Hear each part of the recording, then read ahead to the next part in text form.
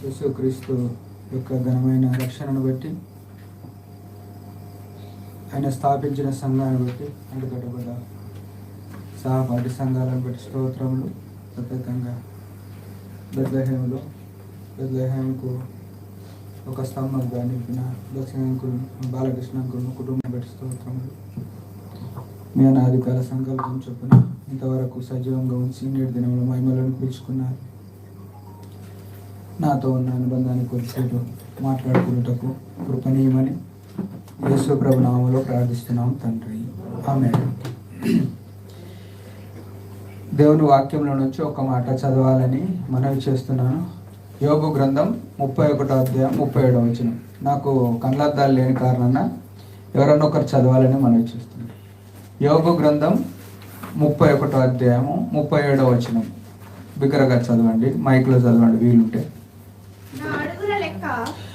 నా అడుగుల లెక్క ఆయనకు తెలియజేసేదను, రాజు వలె నేను ఆయన యొద్దకు వెళ్ళేదను.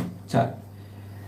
ఈ మాట అసలు ఎవరికి సరిపోదేమో చాలామందికి.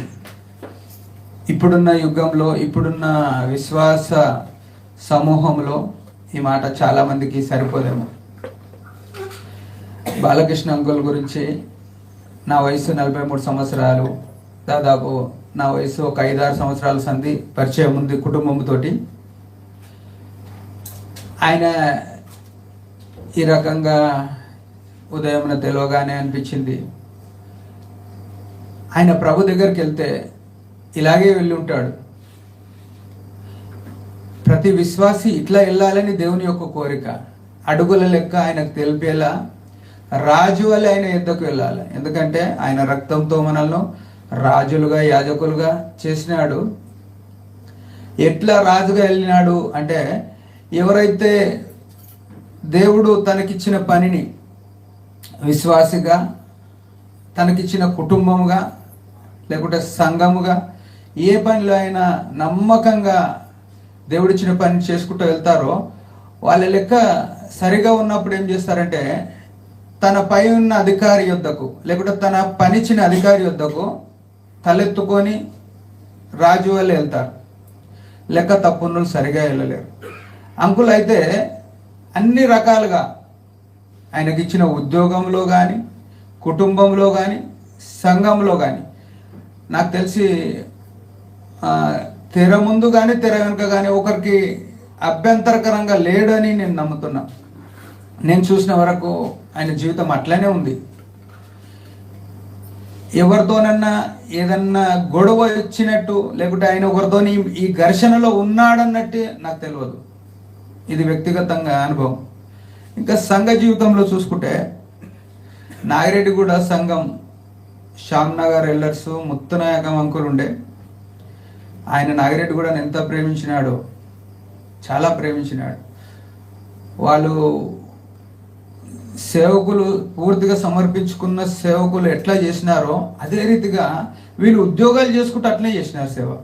ఏం తక్కువ చేయలే, ఏ విషయంలో వెనకబడలేదు. వాళ్ళు ముత్తనాయకం గారు, వారి టీము, అప్పుడున్న పెద్దలు జోషం అంకులు, జేపీ రావు అంకులు, ఇప్పుడున్న వాళ్ళు వీళ్ళంతా ఏం చేశారంటే, అప్పారావు అంకులేమి, విజయ్ కుమార్ అంకుల్, నాగిరెడ్డి కూడా వచ్చేది. వారంలో ఖచ్చితంగా ఒకరోజు వ్యాన్ తీసుకొని వచ్చి, విచిత్రం ఏంటంటే మా ఇంట్లో కరెంటు తప్ప వేరేది ఏముండకపో, వాళ్ళే ప్లగ్గులు, వాళ్ళే లైట్లు, వాళ్ళే మైకులు, వాళ్ళే కీబోర్డు, వాళ్ళే కంజర్లు అన్నీ తెచ్చుకొని మేము ఖాళీ సాబలు వేస్తే అక్కడ కూర్చొని వాక్యం చెప్పిపోయేది. వాళ్ళు వారానికి ఒక రోజు అట్లా వచ్చేటోళ్ళు. కొన్ని దినాలు గడిచిన కొద్దీ మా దగ్గర బల్ల ఆరంభమైంది. మా ఇంట్లోనే కొన్నిసార్లు కూడుకున్న పరిస్థితి ఉంది. అయితే నాకు తెలియని విషయం ఏంటంటే, ఫుల్ టైం గాడ్ సర్వెంట్ ఇట్లుంటాడు, లేకుంటే పార్ట్ టైం ఇట్లా పరిచయం చేసే వాళ్ళు ఇట్లుంటారనే విషయం తెలియదు నాకు ఆ దినాల్లో. కానీ బాలకృష్ణ అంకుల్ అంటే నాగిరెడ్డిగూడకు స్థానిక సేవకునిలా పనిచేసినాడు. ఏ సావు కానీ, ఏ పెళ్లి కానీ, ఏ బర్త్డే ఫంక్షన్ కానీ, ఏ ఇతరమైన కూడిక కానీ, ఏ అకేషన్ కానీ ఎవరు వస్తారంటే బాలకృష్ణ అంకుల్ వస్తాడు. మా ఊరుకు ఇప్పుడున్న వాళ్ళకి చాలా మందికి తెలిసి ఉండొచ్చు, తెలియకపోవచ్చు. మా ఊరుకు రోడ్డు ఇప్పుడులా లేదు, కంకర్ రోడ్ ఉండే. కంకర్ రోడ్ అంటే ఇంత పెద్ద సైజు కంకర్ రాళ్ళు ఉండేది. అదే కంకర్ రోడ్లో ఏ రాత్రి అయినా వచ్చేది, ఏ పగలైనా వచ్చేది. ఆయన ఈ మీటింగ్కు ఆయన రాక ఈ మీటింగ్ ఆగిపోయింది అన్నట్టు ఎప్పుడు జరగలేదు నాగిరెడ్డిగూడలో. అట్లా వచ్చినాడు. కానీ ఇందులో ఇంకొక త్యాగపూరితమైన పరిచర్య ఏంటంటే, నాగిరెడ్డిగూడలో ఉన్న మేము, మా నాయన అన్నదమ్ములు 4. మా నాయన పేరు రత్నయ్య, మా నాయన కన్నా పెద్ద ఆయన పేరు ఈశ్వరయ్య, మా నాయన తర్వాత ఆనందం, సామెల్, వీళ్ళు 4 ఉన్నారు. ఇంకా మిగతా సహోదరులు ఉండే. మా నాయన అన్నదమ్ములు 4 అయితే 5వ అన్నగా బాలకృష్ణ అంకుల్ ఉన్నాడు. 5వ అన్న మా నాయనలకు.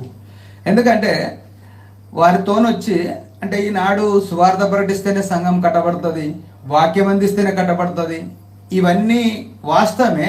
దానికంటే వారితో ప్రేమగా మాట్లాడి వారితో సహవాసం ఉండి సంఘం కట్టేది అనేది బాలకృష్ణ అంకుల్కి తెలిసినంతగా చాలా మందికి తెలియదు అనుకుంటున్నా.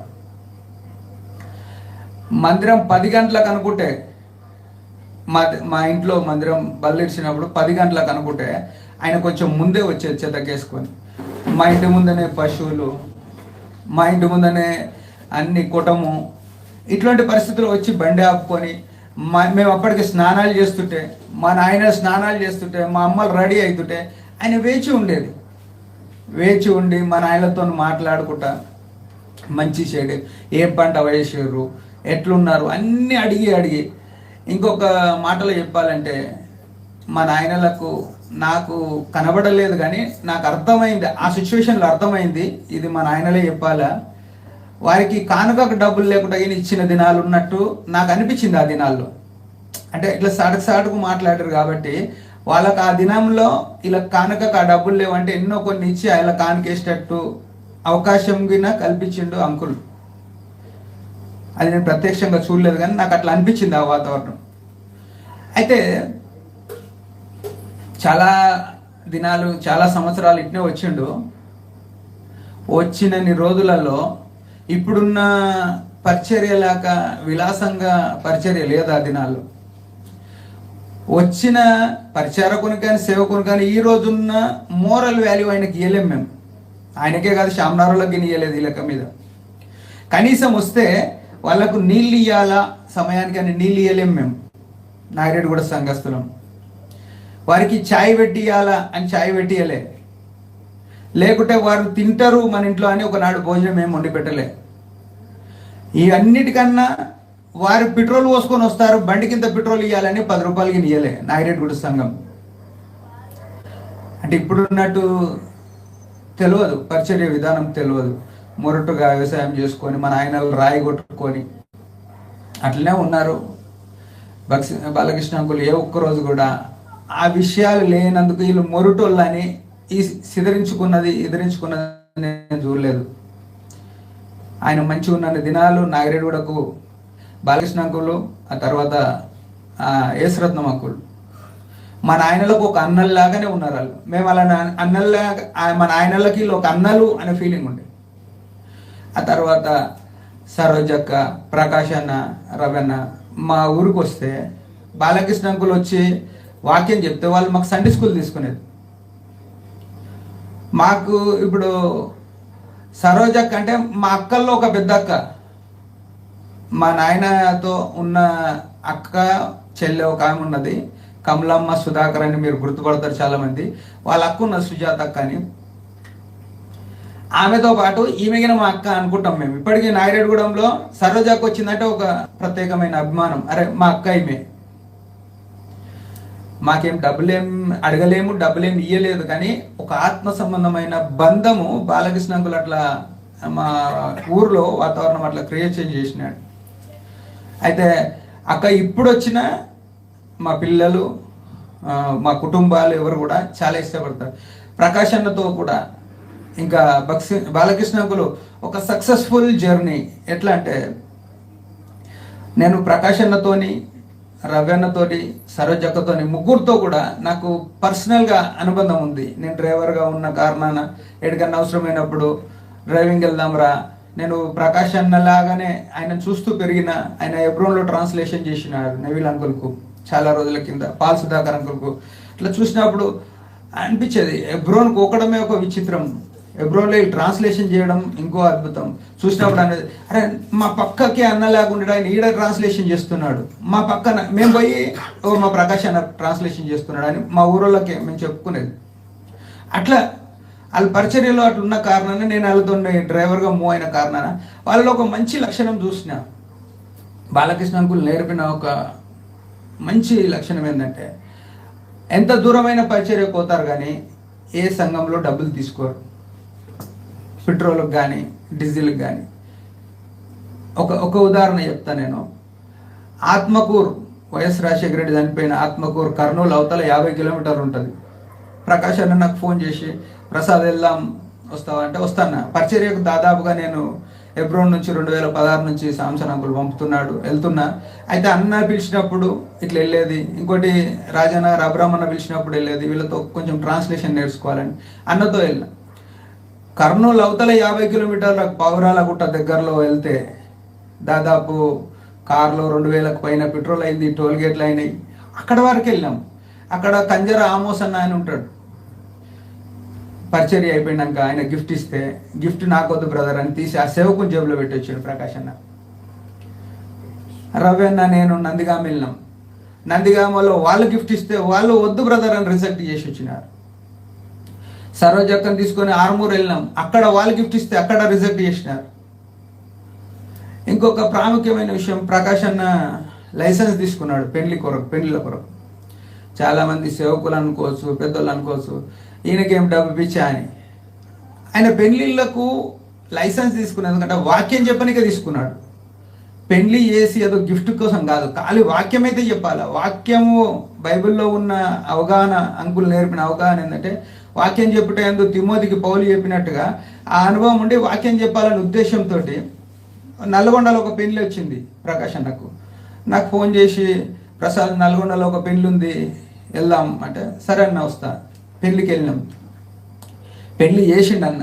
చేసే ముందు అక్కడ ఉండిపోయిన సేవకుడే, అంటే అన్న వాక్యం చెప్పిండు, ప్రమాణాలు చేపించే టైంలో అక్కడ ముందు పనిచేసిపోయిన సేవకుడు వచ్చి అక్కడ ఉన్న బ్రదర్ నడిపించి ఆయన ఏమంటాడు, కొద్దిసేపు ఆయన వాక్యం చెప్తారు అన్నాడు. మీరు నమ్మండి నమ్మకం, నాకు చాలా కోపం వచ్చింది. అరే ఎక్కడ క్రమం ఇది? వాక్యం చెప్పిండు, ప్రమాణాలు చెప్పియాలా, ఈయన వాక్యం చెప్తానే వచ్చిండా అనుకున్నా. ప్రకాష్ అన్న అన్నాడు, నువ్వేం మాట్లాడకు ప్రసాద్, అస్సలు మాట్లాడకు అని నన్ను గద్దించినాడు. నేను అన్నందుకు ఆగిపోయినా. అయితే ఆయన వచ్చి అర్ధగంట వాక్యం చెప్పిండు, ఎందుకంటే గుంటలు కాలేవు అని వాక్యం చెప్పిండు. అయితే అన్న ప్రమాణాలు కింద చేపిమన్నారు కానీ కుదరలేదు. అన్న ప్రమాణాలు చేపించేసిండు. ప్రమాణాలు చేపించినాక ప్రసాద్ నువ్వు బండి తీయిపో అనగానే నేను వెళ్ళిపోయి బండి తీసిన. నాకేమనిపించింది, మీరు ఏమని అనుకోండి, అంటే తినిపోతే బాగుండు, ఇంతసేపు అయింది, పెళ్ళికి వచ్చినాం, అయిపోయింది, భోజనాలు అయినాయి, పెళ్ళి అయింది, తినిపోతే అయిపోతుంది కదా అంటే అన్న అన్నాడు బండి తీ ప్రసాద్ అన్నాడు. బండి తీసిన. అన్న ఫాస్ట్గా వచ్చినాడు, బండి ఎక్కినాడు. ఒక 10 కిలోమీటర్లు దాటిన తర్వాత ఆ సంఘస్థులు ఫోన్ చేసినారు, అన్న ఎక్కడ రండి అంటే బ్రదర్ నేను వెళ్ళిపోయినా ఆల్రెడీ. అన్న రండి అన్న అంటే లేదు బ్రదర్ వచ్చేసినాం, భోజనం చేయలే, ఆ పెళ్లి చేసిన గిఫ్ట్ తీసుకోవాలి. వాళ్ళు అన్న గిఫ్ట్ అన్న తీసుకో అని అడిగారు. నేను గిఫ్ట్ కోసం మేము రాలేదు అని ఆ కొట్రాన ప్రాంతానికి వచ్చినాక హోటల్ కాడ ఆపితే నా మనసు ఏం బాగలేదు. అన్న తిందాం ప్రసాద్ అంటే ఏం తింటాంలే అన్న, అంత కలవరం ఉంది కదా అంటారంటే లేదు పెళ్లి చేయడానికి వచ్చి తినకుండా ఎట్లా అని అన్న బిర్యానీ ఆర్డర్ ఇచ్చి తినిపించుకొని వచ్చినాడు. అంటే ఇవన్నీ ఎక్కడి నుంచి వచ్చినాయంటే బాలకృష్ణ అంకులు ఆయన తెల్ల వస్త్రాలు వేసుకొని ఎట్లయితే పరిచర్యలో ఉన్నాడో, ఒకరితోని లొల్లి లేకుండా, ఏ సంఘంతోని గొడవలు లేకుండా, ఆయన ఇక్కడ ఉన్నప్పుడు కూడా ఈ సంఘంలో ఉన్నప్పుడు కానీ నాకు తెలిసి ఎవరితో గొడవ పడ్డట్టు ఏం తెలియదు. ఆడ గొడవ అయిందంటే ఆడు ఉండడు అంకుల్, ఆడ గొడవ ఉన్నదంటే ఆడు ఉండడు. అయితే ఆయన లెక్కలు తెలియదు కానీ సొంతంగానే ఎన్నో ఖర్చులు పెట్టి అజిత్ నగర్లో కానీ మమ్రే బర్లగూడెంలో కానీ హిమాయత్ నగర్లో కానీ మందిరాలు కట్టాలనే ఒక విజనరీగా ఉండి, ఎందుకంటే ఈ దినాల్లో చూస్తే మందిరం కట్టే పరిస్థితులే లేవు, పర్మిషన్లే లేవు. ఆయన అది ఆలోచన చేసి త్వర త్వరగా మందిరాలు కట్టేసినాడు. కానీ ఈనాడు పరిచర్యలు సరిగా సాగట్లేదు. ఆయన దేవుడు అందుకే అన్ని సంవత్సరాలు, దాదాపు నాకు తెలిసి ఎక్కువ సంవత్సరాలు ఉండొచ్చు కానీ 10 సంవత్సరాలు మౌనంగా ఉంచినాడు. ఎందుకంటే ఇళ్ళకి పోయి ఈ లొల్లిలో ఆయన ఎక్కడ చెడిపోతాడు అనుకున్నాడేమో దేవుడు అట్లా ప్రత్యేకంగా ఉంచినాడు సాక్షిగా. అయితే మనము ఆయనను చూసి నేర్చుకోవాల్సింది ఏంటంటే, ఆయన పరలోకం పోయిండు, రాజులాగా పోయిండు దేవుని దగ్గరికి, దాంట్లో ఏం డౌట్ లేదు. మనం ఎట్లా పోతాం అసలు? మనం సంఘంలోనే ఉన్నాం, మనం రక్షింపబడే ఉన్నాం, మనం పరిచర్యలో ఉన్నాం, మనం సువార్తలో ఉన్నాం, అన్నిట్లో ఉన్నాం. మనం ముగించుకున్న దినమున రాజు వల్లే మన అడుగుల లెక్క ఆయనకు అప్పగించే స్థితిలో ఉన్నామా? దానికన్నా పెద్ద భాగ్యము, పెద్ద హోదా ఏం లేదు ఈ ప్రపంచంలో. నేను సలహా ఇచ్చేటంత వయస్సు లేదు, అనుభవం లేదు, కానీ ఆయనతో ఉన్న అనుబంధాన్ని బట్టి ఆయన నన్ను ప్రత్యేకంగా చాలాసార్లు బ్యాంకుకి వెళ్ళినా. నేను చాలాసార్లు ఎంత ప్రేమగా అంటే అసలు ఒక గద్దింపు లేని, గద్దించే అవసరం లేని వ్యక్తి ఆయన, గద్దింపే లేదు. బెడ్ మీద ఉన్నప్పటికీ నేను చాలాసార్లు వచ్చి కలిసిన, సరోజాకు వచ్చినప్పుడల్లా ఫోన్ చేసి వచ్చి కలిసినాం. చాలా హ్యాపీగా ఉండేది. ఆ వచ్చిన మాటలతో అంకుల్ ప్రార్థన చేయంటే ప్రార్థన చేసేది, మా పిల్లల కోసం నేను ప్రార్థన చేసినాడు. అట్లా మన జీవితం కూడా చివరి దినంన, ఇప్పుడు చచ్చిపోయినాక అందరు మంచోడు అన్నాడు కాదు, ఆయన బతుకున్నప్పుడే మంచోడుగా ఉన్నాడు. బతుకున్నప్పుడే మచ్చలేని వ్యక్తి. అట్లాంటి వ్యక్తి కోల్పోవడం ఒక రకంగా బాధ అయినా, ఆయన దేవుని దగ్గర ఉన్నాడనే ఒక గొప్ప ఆదరణ మనం పొంది ఉన్నాం. దాన్ని బట్టి ప్రభువుని స్తుతిస్తున్నాం. ఈ చిన్న మాటలు దేవుడు దీవించును గాక. ప్రార్థన, చిన్న ప్రార్థన. పరమ తండ్రి యేసు ప్రభు నామములో వందనాలు.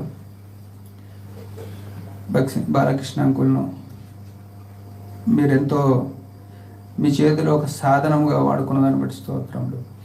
కుటుంబాన్ని, సంఘాన్ని విడిచి వెళ్ళిన పరిచర్యను మీరే సంపూర్తిగా నింపండి. మీ ఆత్మతో కార్యం జరిగించండి. నీ మహిమకు అప్పగించుకొని రేపటి దినం కొరకు సిద్ధపరచమని యేసు ప్రభు నామములో ప్రార్థిస్తున్నాం తండ్రి. ఆమేన్.